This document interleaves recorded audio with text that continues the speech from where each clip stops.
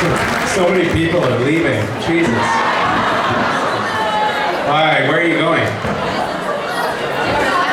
Jensen and Jared, huh? They're taking you away. Hi, take your seat, please do. Well, those of you who remain at the end of this exodus, hi, how are you? Nice to see you. Hello!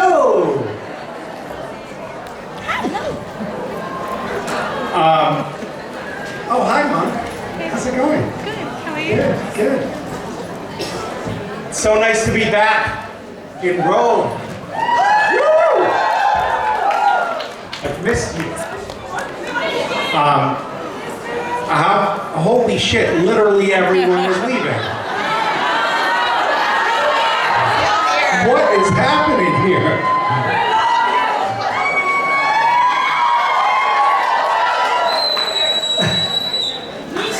I don't know. Did I say something to offend people? What happened here?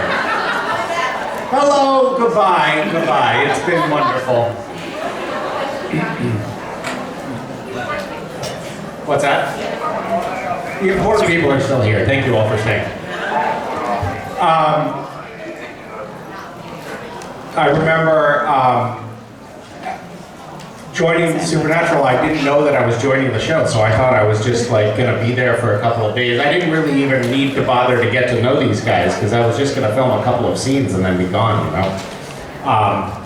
Had I known that I was gonna be stuck with them for so long, I probably would have been polite that first day, but hindsight is 20/20, you know. And I probably wouldn't have been anyway. Who am I kidding?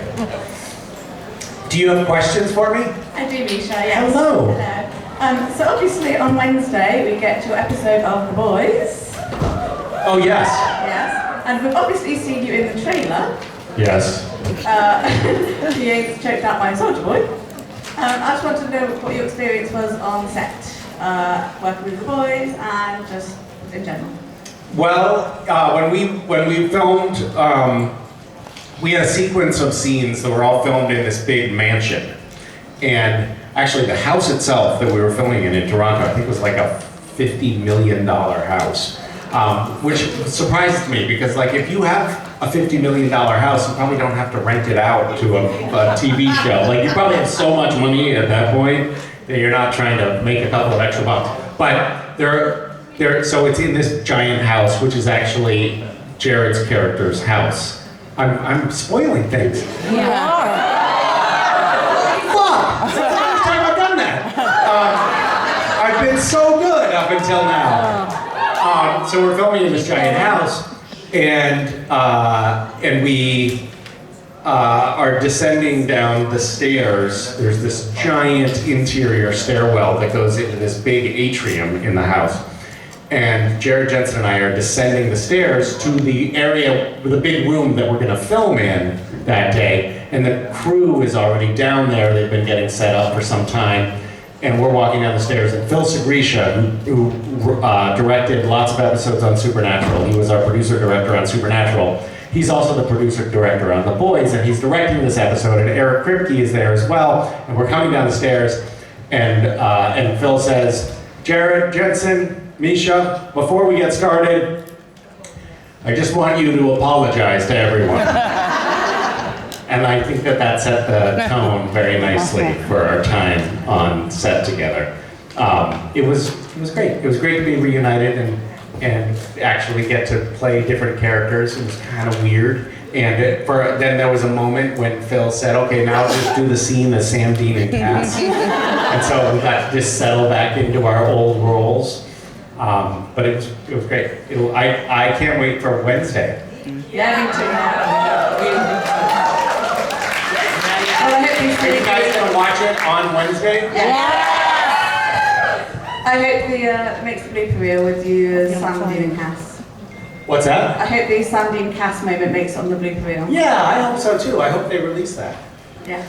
I want to pass it. I realized I brought this little like QR code thing because I have this Substack thing. And I was going to hand them out at the autograph table, but I forgot. So I'm just going to give them here.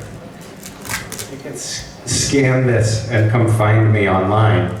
But there's the reason that I was reminded to actually take this out of my pocket right now is that we're going to do a little watch party on Wednesday, which I haven't announced yet. But if you maybe pass it on, make sure that somebody in the back gets one. Like, keep passing it and scanning it. Don't take the last of them. Okay, thanks for that question. Thank you, Misha. Hi. Hi. Hola, mis amigos. Hola. So, I'm Anna from Spain, and We spoke earlier. Hello. Yeah, hello. Nice to see you again. So, in the show, there's many Spanish words, like mis amigos and all that. It was like your idea, or someone else came out with that? The Misha Amigos? Yeah.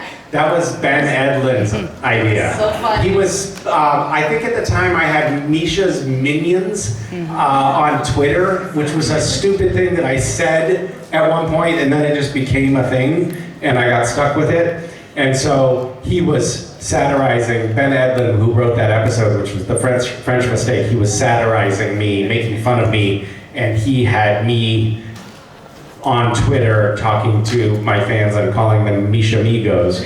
And the funny thing is now people come up to me and they're like, hey, I'm a Misha Amigo. And I'm like, that's not a thing. It is now, yeah. So, the real question is, what was the most surprising thing that you discovered about Castiel while playing him on Supernatural? What was the most surprising thing? Yep. Gosh, so many things surprised me over time. I mean, it wasn't I don't know if surprise is the right word because it evolved very slowly over time, but I think that Cass being in love with Dean was like, if you had told me that's what was happening in the beginning of season 4, I would have been like, what are you talking about? And so that was not a quick surprise, but a slow burn surprise that evolved over more than a decade. But that was surprising in a way. Yeah. Thank you. Hi. Hi, I'm Alessia from Italy, and my question for you is, if in real life monsters really exist, do you think you're gonna warn people like from danger, or would you keep a secret for like avoid panic?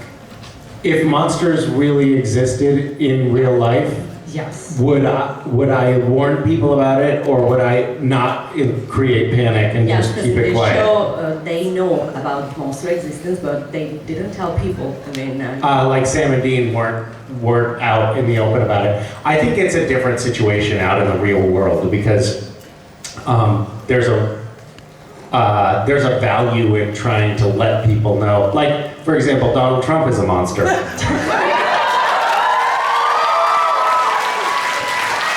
And I try to warn people about him as much as I can. So I think that's pretty, what's that? No one listened. I was like, there's a monster coming! Don't be careful! And everyone is like, no, it'll be fine. It was not fine. Yeah. Yeah. There are monsters all over the place, though. You know what I'm talking about. Hello! hi. Were you avoiding the spotlight? You're sort of lingering back behind the spotlight there for a minute. But now you have to stand in the spotlight, and now I'm drawing attention to it because I'm talking about the fact that It blocks my vision of you. I see. So first of all, as a Hungarian person, I wanted to thank you for the social media post you've done about the recent elections. Yes, speaking of monsters, Despite the outrageously bad pronunciation. yes. Anyway, my question is, I'm sure you've Googled yourself. What was the most outrageous new thing that you found out about yourself? What have I learned about myself from Googling myself? From Googling yourself, yes. Well, I learned that I was the Antichrist at one point. Do you all know about this? Do you know what the Westboro Baptist Church is? It's this like really, really conservative, right-wing, kind of crazy, anti-gay, anti-trans, anti-happy people religious organization in the US. And at one point, probably like, this was maybe like season 7 or 8 or something like that, they decided that maybe I was the Antichrist, and they published this thing online saying that I was maybe the Antichrist. But the funny thing is now, there are some like conservative right-wing Christians in the US that are starting to say that maybe Trump is the Antichrist, which I was like, yeah, you can take that from me. That's fine. You can have it. Yeah, thanks for asking. Thanks for bringing up that fond memory. Hi. No pictures, please. Hi. I'm Anna-Maja, I'm from Finland. Hi. Oh, well, hello. Hello. I was wondering what's your like dream holiday? Has it already happened, or is it like what would be your ideal holiday?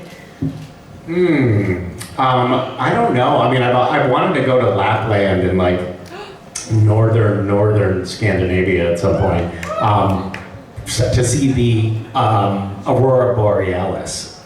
Which I'm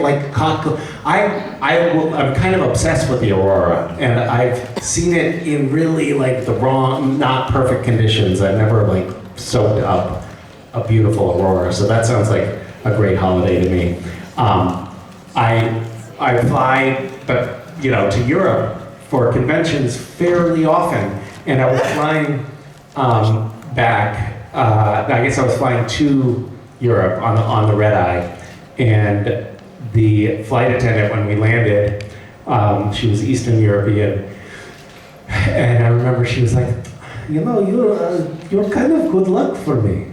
And I was like, well, thank you. And she was like, yes, every time you've been on a plane that I've been working on 3 times, and every time that you're on the flight, we see the aurora borealis out the window. And I was like, what? The fuck? Why didn't you tell me that there was an aurora out the window?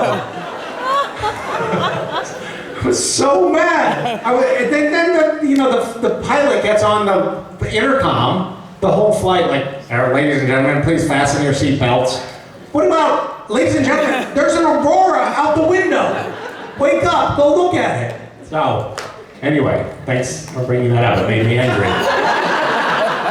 Bye. Hello. Hi, hello. My name is Maria. I'm from Ukraine. I'm here with my sister. Hello. So I'm sorry about what's happening in your country. yeah, I was just gonna say a huge thank you from us. Appreciating your position, the way you're coming in, and our question is like, when you come to Kyiv, because we're from Kyiv, what is your favorite place to go, and when you come in next time? Would be good to know. Do you still live there, or do Our you? parents do. No, but we will come when you come. Okay. So your parents are still there, but you've come. Where are you now? I'm in Switzerland. And I'm an Austrian. Well, I was actually gonna go in a few weeks, but President Zelensky's team invited me back, but then he got busy with something and had to delay it to September or something like that. So maybe I'll go in September. Do you Yeah. have any favorite spot where you're going, or are you just like visiting the famous Russian destruction? I mean, I have, when I've been in Kyiv, I've seen, I've gone and done a little bit of sightseeing and seen some of the, monuments, but I haven't been like there for like the restaurants and the clubbing so much. I'm mostly there to go like, unfortunately, see like the destruction of Russian bombing campaigns and things like that, which are a little bit less fun, but also like good to see, good to learn about, good to be able to tell the stories about, good to be able to share. So it's but I have to say, Kyiv is like it's a beautiful city. I was there in 1988, about 20 years before you were born. And it's such an amazingly different place now than it's a very, in spite of the fact that there's a war going on, it's an incredibly cosmopolitan city, and very beautiful and very advanced. And you know what we should do? All yours. All yours, yeah. We should have a convention in Kyiv. Please. Please do. I'm into that. Not a lot of people would come from outside of Ukraine, but Ukrainians would come. Perfect. Yeah. That's exactly what Yeah. Also, a small question, because I don't know if it's like a rumor on the internet, but I read that you actually have some roots Ukrainian. Is it? So it's funny because my legal name is Dmitry Krushnik, Yeah. which and I believe a Krushnik is like a Ukrainian cookie or something. Is that right? Yeah. So we had always thought like maybe we had some distant Ukrainian roots. My father had some Jewish roots, we knew, but his ancestors, when they came to Canada, like changed their names and disavowed their Jewish past because they wanted to try to fit in to, North American Christian economy. And then 23, but we didn't know if it was Ukraine or Russia where our ancestors were from. And then 23andMe told me last year, it was like, so you're probably 13% Ashkenazi Jew from near Kyiv. So I'm 13%. That's what I think. Yeah.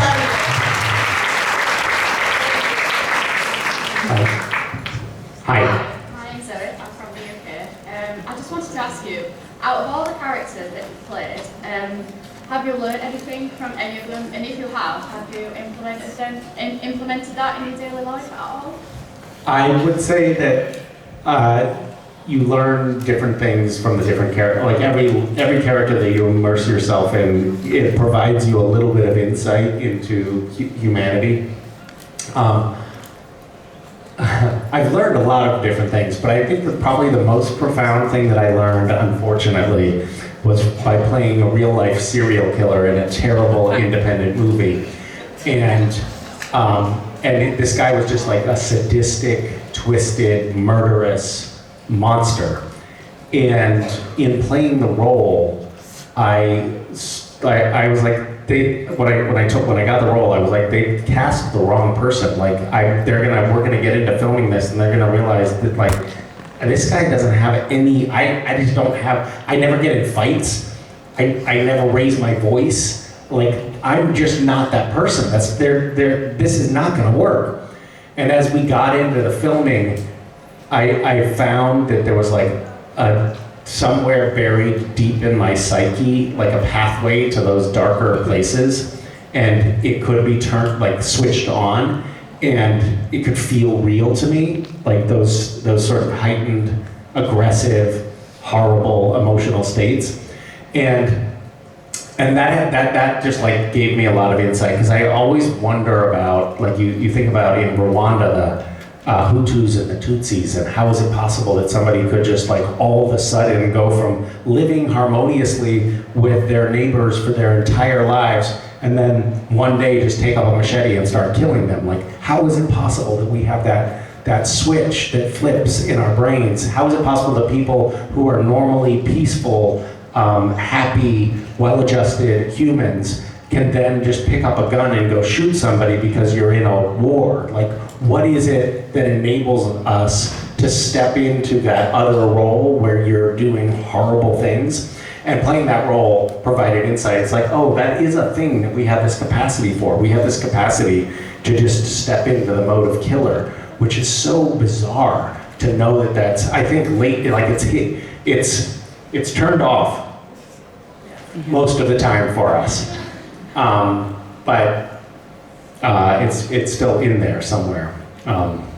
You see it in Russia and Ukraine. You see these, two countries that were living peacefully next to each other for the better part of a century, and well, for 50 years anyway. And there was a lot of back and forth and trade and cooperation, and now there are very few Ukrainians who don't want to see the Russians destroyed because they have made their lives a living hell. and that switch has been flipped there, you know. Okay, thank you for that really disturbing conversation. Hi. Hi, I'm Samuel from Italy, and my question for you is, after all the supernatural story, do you think that God would be better to have Jack or Castiello? Oh, I don't know. What do you think? What's your position here? For me, maybe the better God would be Castiello, because he got I mean, you said it, not me. he got a lot of experience and Yeah, well, I mean, come on, Jack doesn't know what he's doing. He's just a baby, right? yes. But Jack at a level of power will be more potential than Castiello. I don't know about that.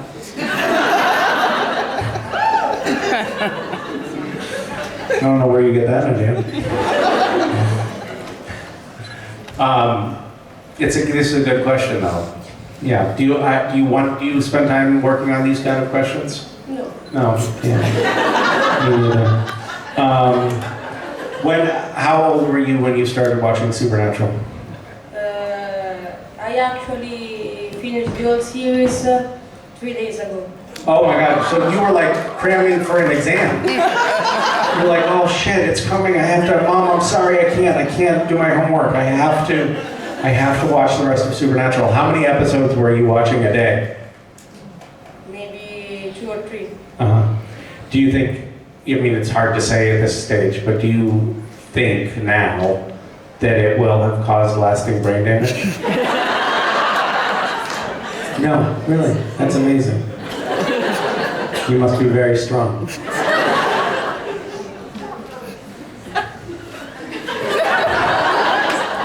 Well, thank you for having this conversation.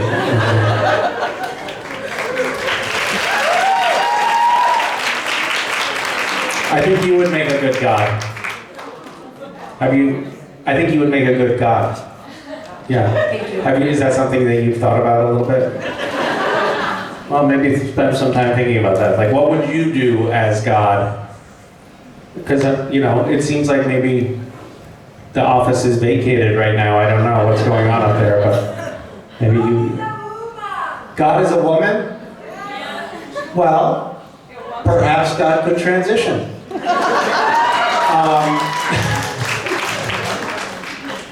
It's been really nice talking to you. Thank you. Yeah, thank you. Goodbye. Goodbye. Hi, Misha. Hello. It's really nice to see you. Nice to see you as well. So, Castiel is my favorite character from the Supernatural. Oh, you have great And taste. I'm really looking forward to seeing you in The Boys. Thank you. My question is, if there are some scenes that are the most difficult for you to act, like emotional scenes or something else? I think the most difficult scenes sometimes are just super technical scenes where you have to do a million different things at the same time as you're working on your acting. The most difficult scene that I remember doing was in recent years was on Gotham Knights when I was playing in a scene against myself. So I was playing 2 different characters in the same scene, and they had another actor who was playing who was doing my lines, but he was forgetting his lines.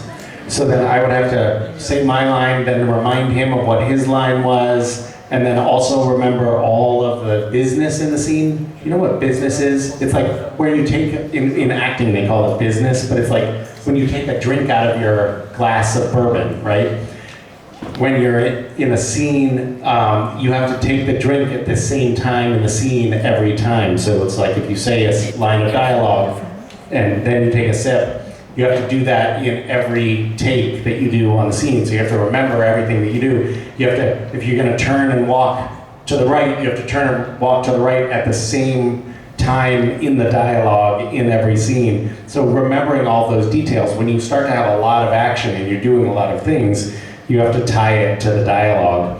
And when you have to do that for two characters in the same scene, it starts to like fry your brain a little bit. So I think that that's probably the most challenging. I mean, like I had an ongoing challenge in Supernatural. There was a different kind of a challenge because I had to, you know, with my Cass is in all of these scenes with Sam and Dean are of course played by Jared and Jensen. And the Cass character really liked the Sam and Dean characters, but of course it's a huge stretch. You know, for Misha with Jared and Jensen because they're monsters. So that was just like, the fact that a lot of the audience actually thought that we liked each other, I think was a real testament to my performance. Thank you. Thank you. Hello. Hi, Misha. How are you? Sorry. Oh my god. Now, first of all, you look great. We love So you. do you. I like your t-shirt. Oh, yeah. That's an old Gish Yeah. t-shirt. You said the same thing last year. I say the same thing every year. That's why I wear it every year. I have senility. So, we love you very much. I feel like there's a but coming. We love you, but what the fuck is going on? No, there isn't. But my question is there anything about Castile you want more people to notice or to know or to pay attention, but they didn't? Well, nobody talks about his physique. You know? And I think it's partly because he had that like big frumpy trench coat on and you couldn't often see it. But I feel like that could have been like, I do want everybody to know that Cass was jacked. You wouldn't know it, but he was jacked. Thank you very much. Thanks for asking that question. Hi. Hi. I'm Tamara, I'm from Croatia, and Hello. I have a very important question as a Slavic woman. Okay, good. Okay, recently you posted a video. Yeah, with spilled coffee. My question is, did you clean it?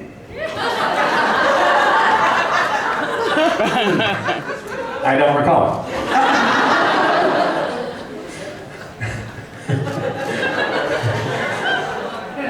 Somebody asked me, I think it might have been Danielle, Jensen's wife. I think she was like, but you did clean that up, right? She's right. And I did not. Shame on you.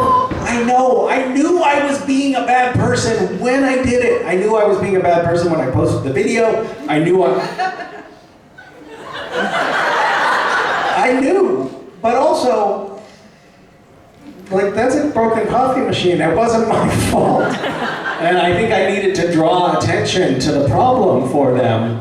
And so I was actually doing a service by leaving it there so that they could see that there was a problem. And I didn't want to deprive them of that solution. So,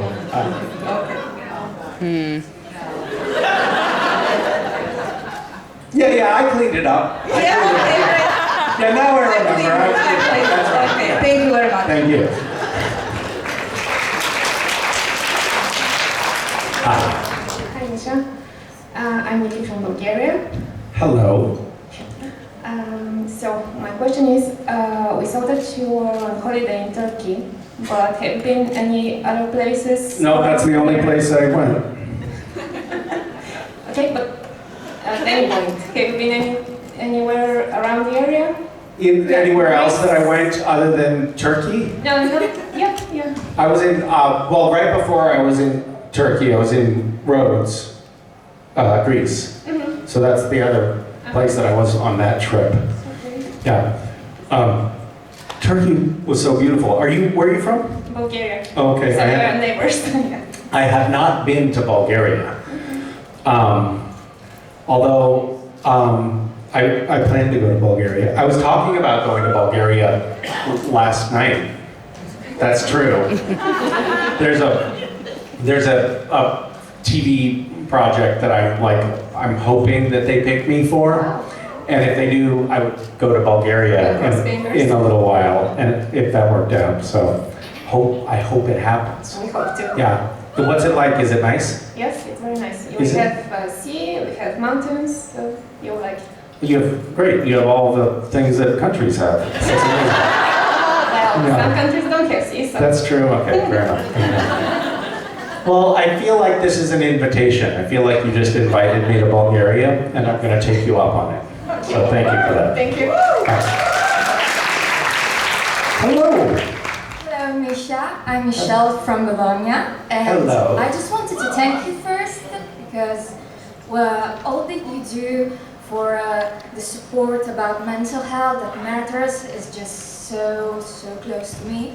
And my question was, you inspired me to one day to be an actress. And I just wanted to ask you, what inspired you to be one? Well, what inspired me to be one? I'm actually not really sure why I made this mistake, but my mother was a bit of an actress when I was young, and I watched her. She did community theater, and I watched her do plays, and was sort of around that when I was very young, and I think. And she was also very poor. We had no money. We were on welfare, and sometimes we didn't even have a home. And I think in watching her, I thought, well, obviously acting is not a real job that you can make a living at, because this is how we live. But at the same time, there must have been a little seed planted in my head that was like, but that's a thing that you could do. Like, I think I got both messages somehow. And I did not think about it when I decided to try to pursue acting. It never occurred to me that that was something that my mother had done. But I think people tend to follow what their parents do. And I think I did that a little bit unconsciously. I had been planning to go to law school, and I was planning to go into politics, and I had a real vision of what I wanted to do. But then I interned at the White House, and I didn't like what I saw, and I was like, shit. That was scary, I guess. Maybe I'll do something else. Maybe I'll just go try to be an actor and get famous. And so I did that. So thank you for answering. Yeah. And thank you for inspiring me. Thank you. Okay, this is the last question, I'm told. The last question, so make it really good. It's not a question. Shit! I just want to thank you for the wonderful human being that you are, for your